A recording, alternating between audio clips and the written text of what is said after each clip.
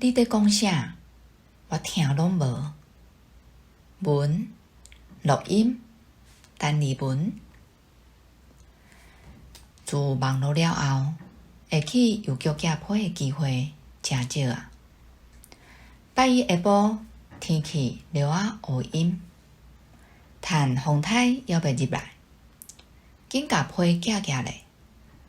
行入邮局，原哪市号码机仔，哪看听候的人阁袂少。检采是前2天休困的因单，眼一下手内摕的号码单52号，看办势还阁等一困仔，找位坐，陪手机仔消磨时间。坐我边仔的阿婆，散个薄板，规面全撩痕，年岁铺略仔有80。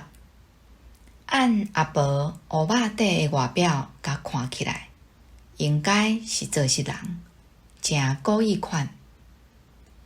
伊安全帽仔还戴伫头壳顶，号码单仔任伫手里，两蕊目睭不时按柜台金金爍。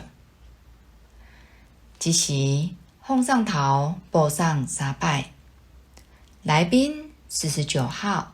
请到3号柜台办理，拢无人行去柜台办理。无偌久，阿婆若像熊熊精神共款，用足美丽的速度徛起来，甲号码单摕互边的人看，问讲敢是轮到伊。迄个小姐好心甲报3号柜台。阿婆因为毋捌字，连柜台嘛装毋着窗仔口，一出无煞。想讲阿婆总算会使顺利办伊要办的代志。替伊服务的是约略30岁的少年人，会引起我的注意，是因为一个邮局服务员高声讲华语。阿婆敢若会晓讲台语，所摆因的对话，阿婆是仔听雷，下骹是因的对话。阿婆甲伊的证件、因仔甲领批通知单摕互邮务员看。邮务员，这敢是你本人？阿婆，嘿。邮务员，你的身份证还是健保卡？借我看一下。这名不是你呢。